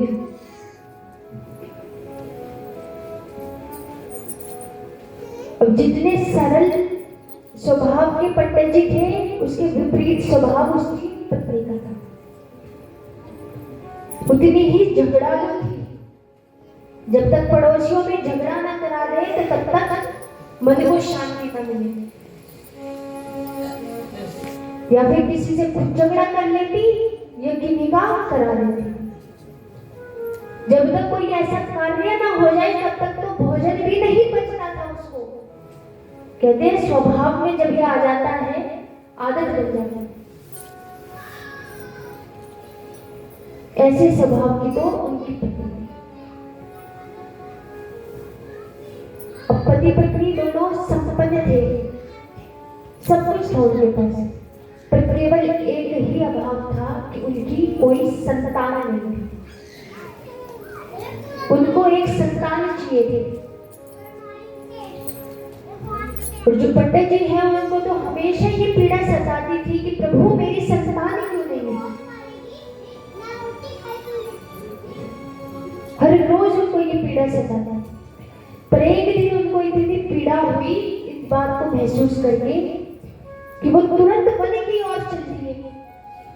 वृक्ष के नीचे बैठकर रुदन कर रहे हैं,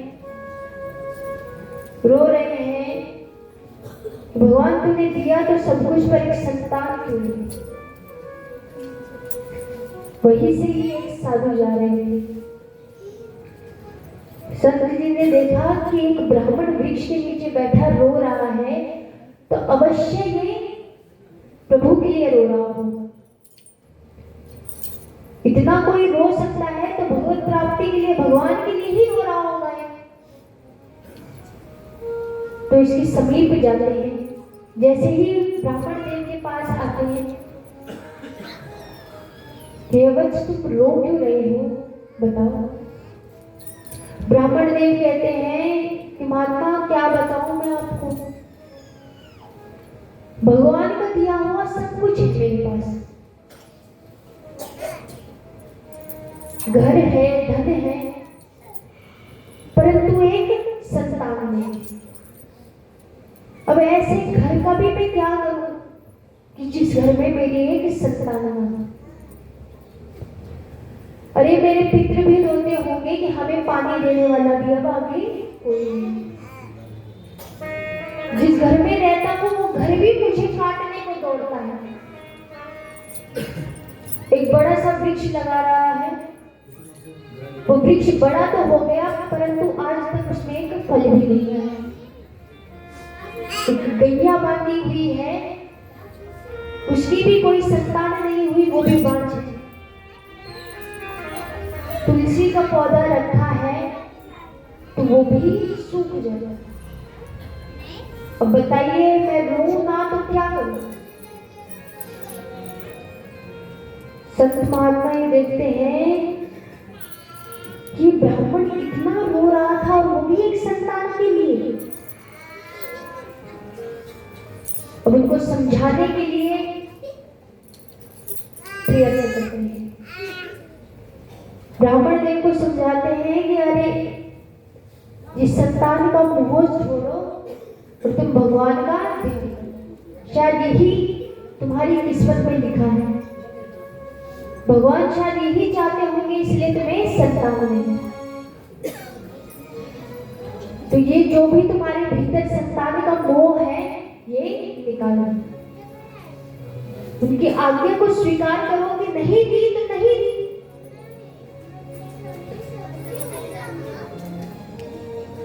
इतनी बात कहते हैं कि ब्राह्मण देव कहते महात्मा आप रुक जाइए, इस चीज का ज्ञान मुझे भी है, पढ़ा लिखा मैं भी हूं। मुझे ये ज्ञान की बातें नहीं चाहिए, मुझे तो केवल अब चाहिए तो संतान। समझने को ही तैयार नहीं हुए ब्राह्मण। अब जैसे ही संत उनकी रेखाओं को देखते हैं तो ब्राह्मण देव को कहते हैं कि अरे तुम इस जन्म तो क्या अगले 7 जन्म तक तेरी संतान नहीं होगी। तो इस जन्म में एक संतान के लिए रो रहा है तो अगले 7 जन्म तक नहीं होगी। इतना सुना कि ब्राह्मण देव की पीड़ा 7 गुना और बढ़ गई। सिर पटक पटक कर संत के पैरों में ही अपना सर पटक दिया। कह रहे ये आपने क्या बता दिया, मैं तो इसी जन्म का विरह नहीं सह पा रहा हूं, अगले 7 जन्म क्या होगा मेरा। मुझे अब नहीं जीना ये जीवन, अपना सर पटक दिया। संत कहते हैं अरे तू मर जाएगा ऐसे, सर ना पटक। ब्राह्मण देव कहते हैं कि मैं जी कर भी क्या करूंगा जब संतान ही नहीं है, मुझे नहीं जीना। अब मेरी जीने की इच्छा नहीं। अब देखिए किसी को एक हद तक समझाया जाता है। संत ने उनको प्रयत्न करा, इतना समझाया कि संतान नहीं है तो कोई बात नहीं, क्योंकि भगवान के अनुग्रह को मानो। पर जब एक तो किसी के समझाने से समझ जाओ और यदि तब भी नहीं समझ रहे हो तो जब कुछ घटित हो जाए स्वयं के साथ तब समझ जाए। 2 ही समाधान है। पर हम कौन सा रास्ता चुनते हैं? घटित वाला। जब तक बीत ना जाए तब तक हमें अक्ल नहीं आती, तब तक हम नहीं समझते। घटित होना जरूरी है। जब साधु संत ने देखा कि ये नहीं समझने वाला तो एक फल दिया, फल को मंत्रित कर और ब्राह्मण देव को दे दिया कि जा और ये फल अपनी पत्नी को खिला देना, परंतु कुछ नियमों का पालन करना होगा कि एक समय भोजन करना है, पवित्रता से रहना है, लड़ाई झगड़ा नहीं करना और दयालुता दिखाना। अब जो नियम बताए वो भी धुंधली के विपरीत ही, लड़ाई झगड़ा नहीं करना। ब्राह्मण देव ने फल देखा और संतान हो जाएगी ये फल खाकर कि वो प्रसन्न हो गए और नाचते नाचते घर की ओर चल दिए। खुशी खुशी धुंधली को देते हैं कि ये फल खा लो, इसके खाने से संतान हो जाएगी। धुंधली देखे कि अरे बताइए तो ये फल दिया किसने? तो ब्राह्मण देव सब कहानी बताते हैं कि क्या क्या हुआ। एक साधु संत ने ये फल, अब धुंधली वो फल लिए बैठी है कि अब ये फल खाऊं कि ना खाऊं। भला ऐसा भी कुछ होता है कि एक साधु के फल देने से गर्भवती हो जाऊंगा? तो ब्राह्मण देव को तो कह दिया कि मैं जब स्नान वगैरह कर दूंगी पूजा पाठ करके और तब मैं ये फल खाऊंगी। परंतु उसने फल नहीं खाया। वो फल लिए बैठी है और अभी विचार कर रही है कि खाऊं या ना खाऊं। संतान चाहिए उसको, पर फिर भी विचार करती है। तभी एक पड़ोसन आ जाती है। धुंधली कहती है, अरे बहन तू आ गई, मेरी एक परेशानी है, बता क्या करूं। ये फल दिया है, इसको खाने से मैं गर्भवती हो गई। तो पड़ोसन कहती है, अरे इतनी सोच क्या रही है, महात्मा का आशीर्वाद है तो खा ले, संतान हो जाएगी, इसमें क्यों सोच रही है। धुंधली कहती है, और अगर मैं खाने से सच में गर्भवती हो जाऊंगी तो मेरे पेट में तो बच्चा होगा, और भोजन खाऊंगी तो कम लगेगा, मेरे शरीर में कम लगेगा, और यदि मैं कमजोर हो गई तो, अब कमजोर हो गई, बीमार पड़ गई, कुछ आपत्ति आ गई तो घर का काम कौन करेगा। उनकी पड़ोसन कहते हैं, अरे काम के लिए किसी को रख लेना, इसमें क्या सोच रही है, तू संपन्न घर की है। धुंधली कहती है, चल ये तो ठीक है, पर मैंने सुना है कि गर्भवती स्त्रियां कहीं दौड़ती नहीं है, भाग नहीं सकती थी। पड़ोसन कहती है, अरे तूने कहा दौड़ लगानी है, कौन सा मैराथन जीतने जाना है तुम्हें, तूने कहा दौड़ लगानी है, तू आराम करना। धुंधली कहती है कि खाने से मैं गर्भवती हो जाऊंगी, भाग नहीं पाऊंगी, और यदि भूकंप आ गया, आग लग गई और सब लोग तो भाग जाएंगे, मैं भाग नहीं पाऊंगी, तो फिर कौन बचाएगा मुझे। अब ऐसे ऐसे विचार सोच रही है कि घर में आग लग गई तो भले दूर दूर तक उस घर में लगे भी ना, पर फिर भी अपने दिमाग में विचार लाए, तो अब मैं ये खाऊं या ना खाऊं।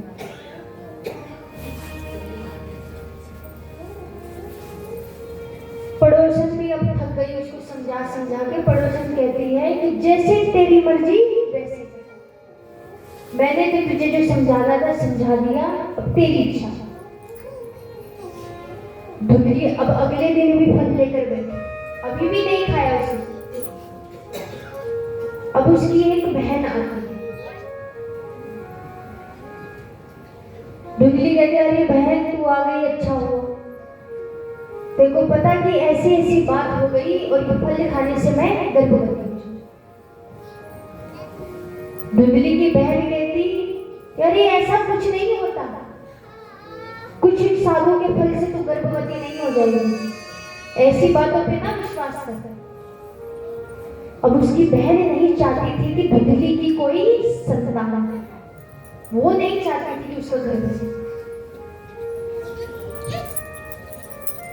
पर धुंधली को नहीं पता था कि उसकी बहन के विचार भी ऐसे अपने होकर ही धोखा दे। धुंधली कहती, तेरी संतान चाहिए मुझे। धुंधली की बहन कहती है कि अरे मैं गर्भवती हूँ। धुंधली की बहन के कई बच्चे, कहती कि मैं अभी भी गर्भवती हूँ, तो मेरी संतान तुम रख लेना और बदले में थोड़े पैसे दे देना, मैं ताकि अपने पति देव का मुख चुप करा सकूं, उनको बता सकूं कि इसने मुझे थोड़ा पैसे दे दिए और तुम मेरी संतान हो। और ये जो फल है, ये गैया को खिला दे, उसकी भी इतने सालों से संतान नहीं हुई, बाज है। तो अगर साधु की बात सच होगी तो उसकी भी संतान हो जाएगी। अब धुंधली ने जैसे ये सुना कि तुझे मैं अपनी संतान दे दूंगी, तुझे ये कष्ट झेलने की कोई आवश्यकता नहीं, तो धुंधली तो बड़ी प्रसन्न हो गई कि अरे तूने एक क्षण में ही मेरी दुविधा दूर कर दी। बहन हो तो तेरी जैसी, नहीं तो ना हो भी तो तेरी जैसी।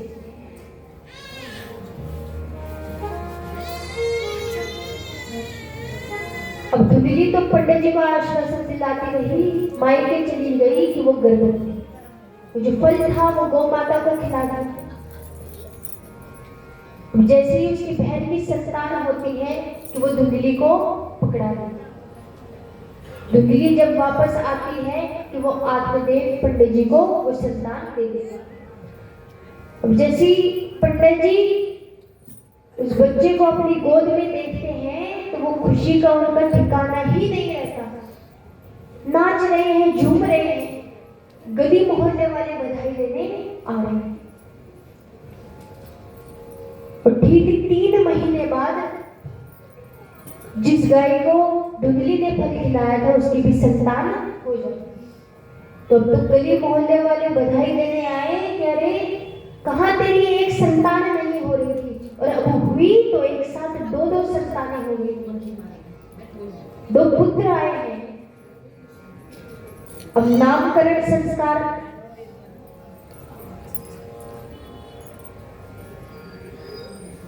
तो ब्राह्मण देव ने जो गौ माता की संतान है उसका नाम गोकर्ण रख दिया, क्योंकि उनके कान गाय जैसे हैं, तो उनका नाम रख दिया गोकर्ण। अब जैसे ही वो अपने पुत्र के लिए नाम सोच रहे थे कि कोई अच्छा सा मिलेगा कि धुंधली कहती है कि नाम रखूंगी तो मैं अपनी मर्जी से। अरे आपको पता है इतना कष्ट मैंने झेला है, मेरा पुत्र है, नाम तो मैं ही रखूंगी। ब्राह्मण देव करते हैं तुम रख लो, मुझे जो संतान चाहिए थी वो होगी, तुम रखो। धुंधली कहती है कि मेरा नाम धुंधली है तो मेरे पुत्र का नाम होगा धुंधकारी। नाम भी रखा था धुंधकारी। ये राधे राधे, प्रेम से बोलिए। जो चेयर में बैठे हैं वो भी बोलिए राधे राधे। मेरा नाम धुंधली तो पुत्र का नाम धुंधकारी। अब दोनों को एक समान शिक्षा दी गई, गोकर्ण जी को भी और धुंधकारी। परंतु गोकर्ण जी तो ज्ञानी पंडित बन गए, प्रखंड पंडित, और वही धुंधकारी दुराचार, दुष्कर्म करता, मदिरा पान करता, जुआ खेलता, लोगों को मारता, सिर्फ यही काम करता था। और धीरे धीरे जो घर में इतनी संपत्ति थी, धन दौलत था, वो भी घर से ले जाकर और बाहर उड़ा दिया। इतना दुष्कर्म करने लगा। और अब तो पंडित जी भी दुविधा में कि ये कैसा पुत्र है मेरा। और एक दिन तो धुंधकारी ने हद ही कर दी, जितने भी घर के बर्तन थे उनको भी बेच आया, घर के बर्तन तक बेच आया। अब तो ब्राह्मण देव अब रो रहे हैं कि हे भगवान, कैसी संतान है ये मेरी, इतना दुष्कर्म करता है। अब पहले वही ब्राह्मण देव संतान ना होने के कारण रो रहे थे, और आज उनकी संतान हो गई तो आज भी कि है तो ऐसी संतान। और अगर वो उसी दिन संत की बात मान लेते तो आज उनको रोना ना पड़ता। पर क्या करते हैं, जिसे मैंने कहा 2 समाधान, किसी के समझाने से समझ जाओ या खुद घटित होने पर समझे। उन्होंने मार्ग दूसरा था, जब उनके साथ स्वयं बीती और अब वो रो रहे। ये मोह नहीं तो क्या था संसार में। भगवान कहते हैं कि तुम मुझसे प्रेम करो, जिसकी संतान नहीं है तुम मुझे अपना बालक मानो, मैं तुम्हारे साथ हूं। तुम नहीं भी बोलोगे तो हमेशा मैं तुम्हारे साथ रहूंगा। मुझे तुम अपना मानो तो सही, पर हम फिर भी संसार में रह रहे हैं, कहां तक दूर भाग सकते हैं।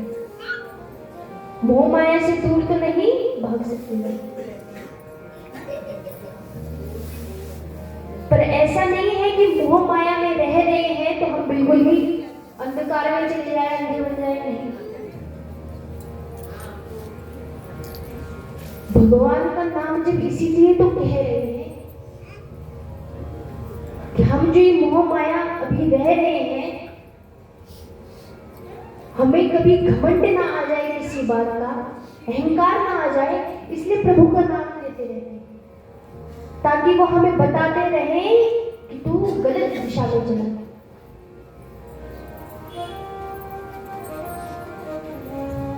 पंडित जी रोए जा रहे हैं, रो रहे हैं। गोकर्ण जी देखते हैं कि पिता रो रहे हैं तो वो उनके पास जाते हैं। पिता क्या बात है? उनके भाव सुनते हैं तो गोकर्ण जी कहते हैं कि आप अब जाइए और नाम जप ही कीजिए, अब जो होना था सो हो गया। अब ये बार बार सोचकर क्या हो,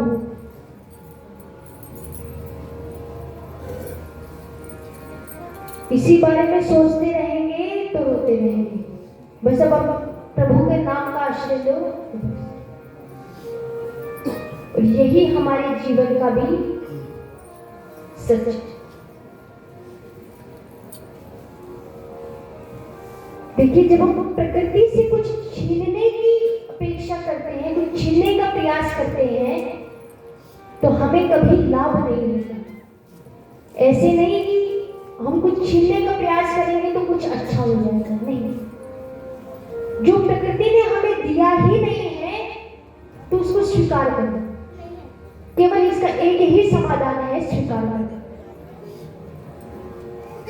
छीनने का प्रयास करोगे तो क्या पता वो चीज आपको मिल भी जाए, मिल जाएगी, परंतु सुख नहीं देगी, आनंद नहीं देगी। कहते हैं ना एक फिल्म का डायलॉग कि किसी चीज को शिद्दत से चाहो तो पूरी कायनात मिल जाती है, पर मिल तो जाएगी परंतु खुश नहीं रह पाओगे, क्योंकि वो प्रकृति से छीनी हुई चीज है।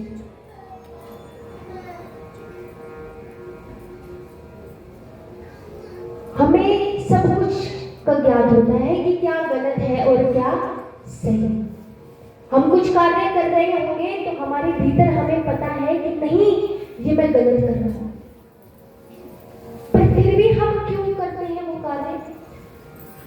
क्योंकि देखिए, हम कहते हैं कि हर किसी के भीतर भगवान वास करता है, कहते हैं। अब आप पूछेंगे कि कैसे? भगवान हमें भीतर से एक बिल्कुल धीमी सी आवाज में ध्वनि देते हैं। जब आप कुछ भी कार्य करते हैं तो कभी सोचिएगा कि आपको एक मन से आवाज आती है कि नहीं ये गलत है, पर वो बिल्कुल धीमी आवाज होती है। अगर आपने उसको मान लिया तो आप समझ जाए, उस आवाज को नजरअंदाज कर दिया तो आगे जाकर बिखर जाए। पर हम लोग अधिकतम करते क्या है, उस आवाज को नजरअंदाज करते, और ये स्वाभाविक है।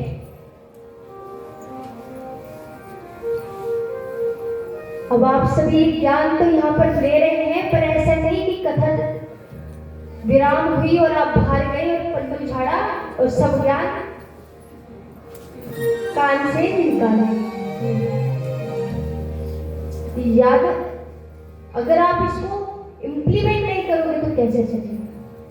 विज्ञान इसलिए है कि कभी भी कोई आपके जीवन में ऐसी परिस्थिति आए तो आप इस ज्ञान का प्रयोग कर सकें, इसीलिए है ये। और उस समय आप सब कुछ भूल जाओ और उस वस्तु के लिए रो रहे हो, ज्ञान की बातें सब भूल जाओ, किस काम का हो गया?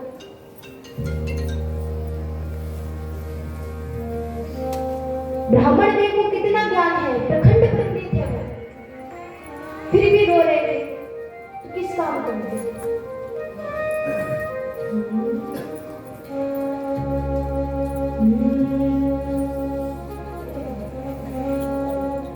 तो हम सबके जीवन में एक ही सत्य है, और वो है कसमें वादे यही रह जाएगी। ये सत्य नहीं है हमारे जीवन का। हम मानते हैं ये सत्य है, पर ये असलियत में नहीं है। भगवान हमें बार बार समझाते भी हैं, रास्ता दिखाते हैं हमें, हम नहीं समझते वो बात नहीं, पर वो हमें रास्ता दिखाते हैं। पर हम कब समझते हैं? जब घटे थे। होगा मसीहा सामने तेरे, फिर भी तू ना बच पाएगा।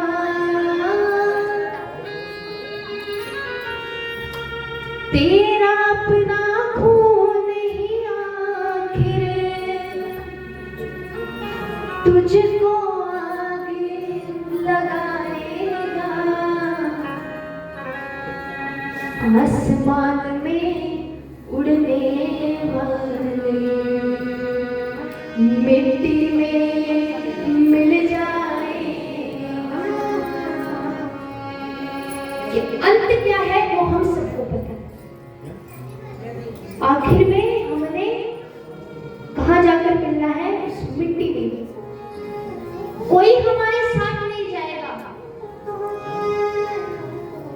अरे वो बोलने की बात है कि ये मेरा प्रिय है, इसके लिए मैं अपनी जान भी दे दूं, पर वो सिर्फ बोलने तक की बात है। कभी प्रैक्टिकली देखना, वो व्यक्ति असलियत में ऐसा नहीं करेगा। किसी की मृत्यु हो जाए और कोई व्यक्ति बोले अरे भगवान इसकी जगह तो मुझे ले जाता, इसको यहाँ छोड़ जाता, और भगवान असलियत में वही कर रहे हैं कि चल तू मेरे साथ इसको यहाँ छोड़ जाता हूँ। तो कहेंगे नहीं प्रभु, वो तो बोलने के लिए था। भगवान को तो सब पता है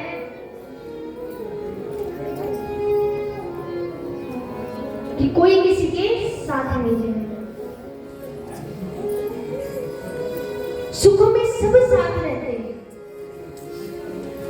सुख में सब साथ आपके रहेंगे ही रहेंगे। जिसके भीतर आपके प्रति ईर्ष्या भी होगी ना, वो भी खुशी खुशी आपके साथ रहेगा। जैसे धुंधली के साथ उसकी बहन ने किया। धुंधली को थोड़ी ना पता था, उसकी बहन ने भी खुशी खुशी कर दिया। ऐसी सुख में रहते तो है, पर दुख में नहीं रहते। सुख में साथ रहेंगे तेरे, दुख में सब मुख मोड़ेंगे। सुख में साथ रहेंगे तेरे, दुख में सब मुख मोड़ेंगे। दुनिया वाले तेरे होकर तेरा ही दिल तोड़ेंगे। दुनिया वाले तेरे होकर तेरा ही दिल तोड़ेंगे।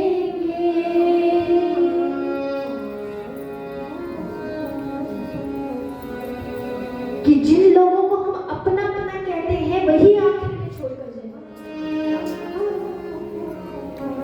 अच्छा, किस किस को पता है कि झूठ नहीं बोलना चाहिए, गलत काम नहीं करना चाहिए? किस किस को पता? हाथ खड़े कीजिए। सभी को पता है कि गलत काम नहीं करना चाहिए, पर फिर भी हम करते हैं। पर फिर भी हम करते हैं कि दुनिया वाले तेरे होकर तेरा ही दिल तोड़ेंगे। देते हैं भगवान को दोष कि पता है कि गलत नहीं करना है, फिर भी करते हैं। हम सोचते हैं कि उससे बच जाएंगे, कहीं ना कहीं से तो निकल जाएंगे, पर कहीं नहीं बचोगे आप, एक एक कर्म का हिसाब उसके पास। लगता है कि बच जाओगे पर नहीं, कि देते हैं भगवान को धोखा, इंसान को क्या छोड़ेंगे। जब भगवान को धोखा दे सकते हैं तो हम क्या चीजें हैं, इंसान को तो कैसे ही छोड़ देगा। कसमें वादे प्यार वफा सब बातें हैं, बातों का कोई किसी का नहीं है, झूठे नाते हैं, नातों का कसमें वादे प्यार वफा सब बातें हैं, बातों का। ये सिर्फ बातें हैं और ये बातें यही रहती हैं। और जब मृत्यु होती है उनकी तो वो परम पद को प्राप्त होते हैं। भगवान का नाम लिया है तो अच्छी ही मृत्यु आएगी। अब घर में केवल बची है धुंधली, गोकर्ण जी और वो धुंधकारी। अब धुंधकारी धुंधली के साथ और गोकर्ण जी के साथ क्या करता है वो हम कल की कथा में श्रवण पाना है। आज की कथा को हम यहीं पर विराम करते हैं। जैसे कि हमने आज भागवत का महत्व जाना कि क्या महत्व है, तो आप सभी को अच्छे से समझ आया कि क्या महत्व है श्रीमद् भागवत कथा का। आपके हाथ नहीं खड़े हो रहे हैं, लगता है नहीं आया। आपको समझ आया या नहीं? मेरा गोल तो यही है कि आपको मेरी एक एक बात समझ आए और आप अपने जीवन में वो बात करें। कल क्या होगा इस कहानी में वो आपको कल सुनने को मिलेगा और आगे भी कई कथाएं सुनने को मिलेंगी।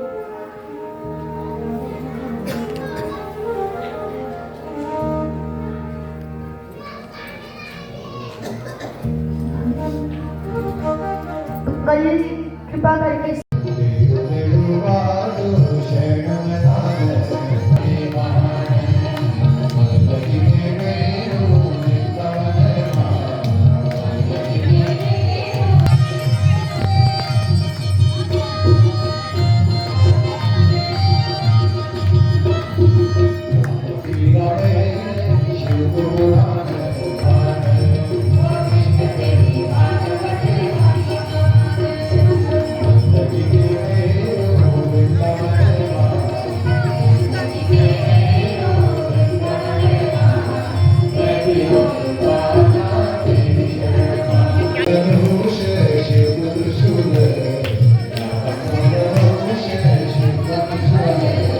कृष्ण तेरी करुणी महिमा है, कृष्ण तेरी द्वारिका महिमा है, कृष्ण तेरी द्वारिका महिमा है। तेरी शरणा है विराट गाना तेरी।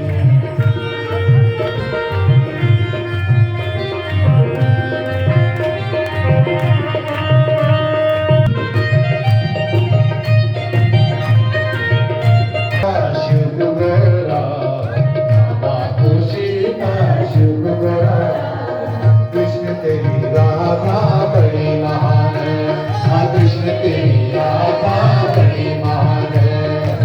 लगी गे मेरो वृंदावन माँ, लगी गे मेरो वृंदावन माँ।